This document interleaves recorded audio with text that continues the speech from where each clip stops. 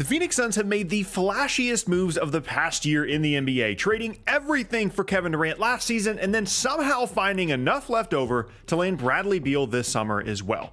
But there is an obvious problem with this team. Yeah, maybe you're worried about their size or their defense or their depth, but the real issue is who the heck is the lead guard on this team? They traded away Chris Paul, one of the greatest point guards of all time, and replaced him with a 2-guard alongside another 2-guard alongside a wing and a true 5-man. How do they expect to run an efficient NBA offense with 3 ball-dominant, score-first guards? Let me tell you. First of all, the idea of a team needing a point guard to win a championship is a really overrated concept. We see some of the best offenses in the league every single year, and championship offenses led by players that are not necessarily point guards, but what they are very good playmakers. Think about the Jokic-Jamal Murray combination in Denver. Think about Luka in Dallas. Of course, different versions of LeBron throughout his career. The Steph Curry, Draymond Warriors with all of their movement. Needing a point guard is not a necessity, and it won't be for Phoenix either. While I'm not going to try and make the case that any of Booker, Beal, or Durant are outstanding top-level playmakers on the level of someone like Chris Paul in their prime, nor on the level of someone like Luka or Jokic, but collectively, if you want to be worried about anything about this Phoenix team, point guard or not, offense shouldn't be a problem for them. There are plenty of examples throughout their careers of all of Beal, Booker, and Durant creating for others, whether it be in a ball screen, whether it be in isolation, creating an advantage, and then finding players in the opposite corner. If you have spacing around these 3 players, they're going to be good enough to power any offense to at least an average level, even with only one of them on the floor. That's why they're so potent as a group. And I would expect a lot of the time for them to be out there as a group. At least 2 of these guys are going to be on the floor at any given moment. And yes, they're not necessarily point guards, but they are playmakers and scorers, and that's going to be plenty good enough. Again, I'm not trying to make the argument that individually any of them are elite passers, but when you have as much spacing and as much scoring talent on the floor as these 3 guys, I really don't think it will be an issue. What was an issue formerly for this Phoenix team was Chris Paul himself. If you go back and look in the postseason last year, against Denver specifically before he got hurt, as well as against the Clippers, there were moments that these teams completely ignored Chris Paul as a scorer and honestly as a playmaker as well. One of the classic Chris Paul plays throughout his career is he gets a ball screen, he gets to his spot around the elbow in one of these closer mid-range areas, and he hits the jump shot.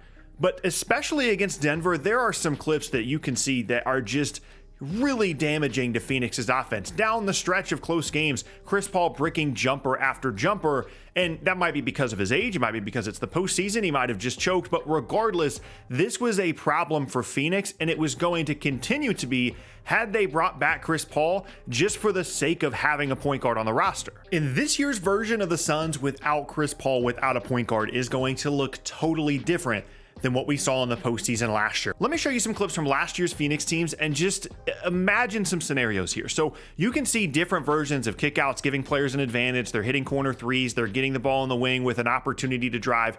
And in these scenarios, these are players like, Torrey Craig, Josh Okogie, even at times Chris Paul, who was not that willing of an off-ball player.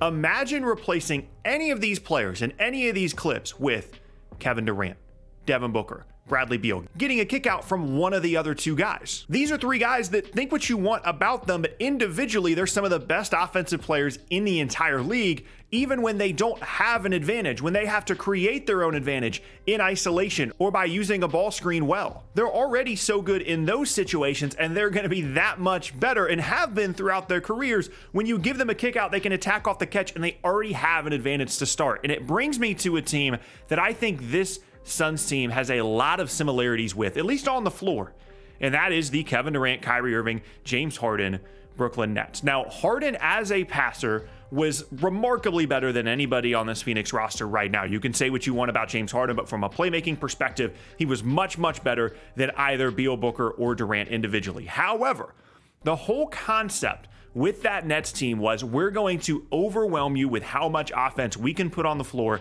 whether your bench guys are in the game or not. 2 of these guys are going to be out there at all times, and you simply will not be able to keep up. It doesn't matter in this sense for Phoenix if they don't have a true point guard, a true setup guy, because there's going to be so much movement, there's going to be so much spacing, so much offensive firepower that you're not going to know who to help off of. There might be a Kevin Durant isolation on one side, Bradley Beal on the other side, Devin Booker at the top of the key.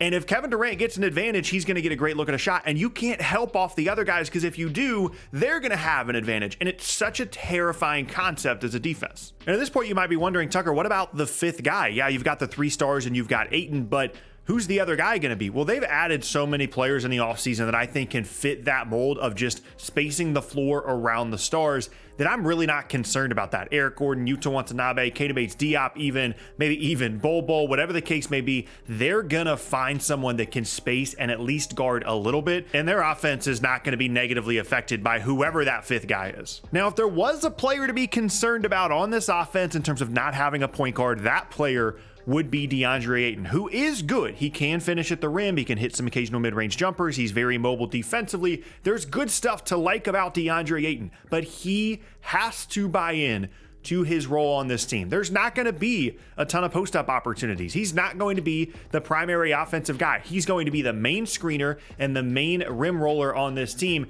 and that's a role that he has to accept. And if he doesn't, it's going to massively change what this team looks like, because they're just going to bench him. Like last year, there were points in the postseason where Jacques Landale was just a better option at the 5 for them than DeAndre Ayton, because he was so checked out of that team. And you can have all the stars that you want, you can have all the spacing that you want, but if this team really wants to operate at their top level, DeAndre Ayton has to be at his top level as well, and he has to accept that his role is going to be to screen for other guys and to guard. He, by himself, could potentially derail everything that I've talked about so far in this video. Which brings me to the most underrated part of this entire situation. Each of these guys, in addition to DeAndre Ayton, are going to screen for each other, and that's going to be such an interesting little wrinkle that they can throw in here at any time and try and have Durant set a screen for Beal, then you have to switch because you don't want either of those guys to get an advantage. They're going to have such an easy time getting any mismatch that they want on the floor at any point in the game